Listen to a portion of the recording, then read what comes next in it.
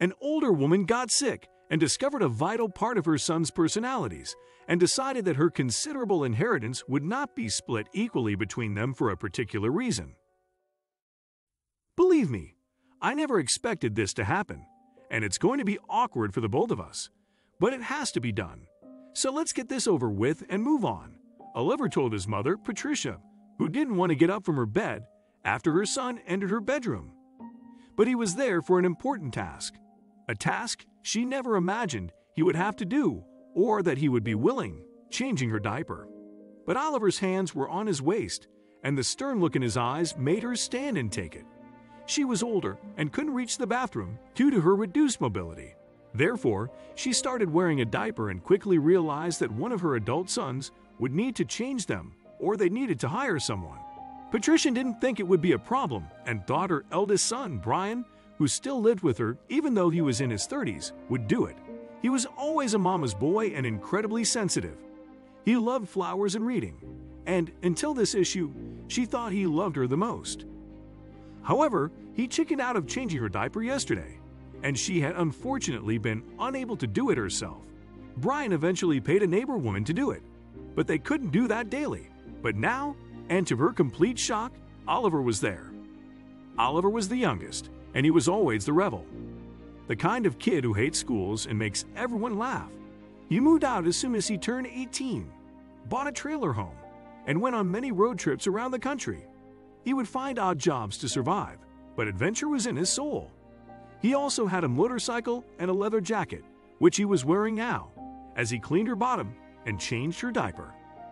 Patricia's relationship with her rebel kid was very different. She raised both boys by herself. Maybe that's why Brian was so attached. But Oliver marched to his own drum, and they butted heads often. She had other ideas of what he should do with his life, but he disagreed. Okay, we're done. I'll come back tonight and do it again. Let's not talk about it too much. Okay? Oliver said, clapping his hands in a cleaning motion and marching out of her bedroom. Patricia sat back on her bed, and her eyes watered, thinking about what had just happened. You changed her diaper? That's unbelievable. Brian said that night as they had dinner. Oliver stayed to eat with them and told his big brother that he would be coming for diaper changes, but they would need to find a more permanent solution. Yes, I did it. You'll have to do it too, Oliver said with his no-nonsense tone. Never, Brian replied curtly and continued eating. Patricia remained quiet through the entire exchange, but noted how Oliver stared deeply into his big brother's eyes for several seconds. Her eldest looked away quickly, focusing on his food. And Oliver nodded. She had no idea what that exchange meant. But the following days, Oliver came over, changed her diaper, and even gave her a sponge bath, as it was difficult to shower most days. She got to know her youngest kid and asked him questions about his life. His stories were interesting, adventure-full, and a delight to hear. On the days he couldn't come, Oliver paid for someone for that duty, and Patricia never had to spend too much time in a single diaper before someone came. But Brian, her sensitive, mama's boy, who had needed everything done for him and still lived in her house, well, he refused to contribute in any way, and Patricia knew in her heart what she must do. Her eldest son needed a lesson. No, that's not fair. I didn't even know Mom had money except for her pension in the house. Brian yelled when Patricia's will was read years later. Uncle Charlie was rich with no other family. You idiot, Oliver scolded, rolling his eyes. But I didn't know how much he had when he died. They were in their late mother's house after the funeral, and the will's executor was there with the news. Brian received 1 cent of his mother's money, while Oliver got $2 million as an inheritance. You have to split it with me, Brian demanded. Not a chance, Oliver responded and stood up from the couch. But since the house was not included in the will, it technically belongs to us both. You can buy my part or we sell it, and you start living on your own like a grown man. This is my house. I should get the house. I deserve it. You got all the money.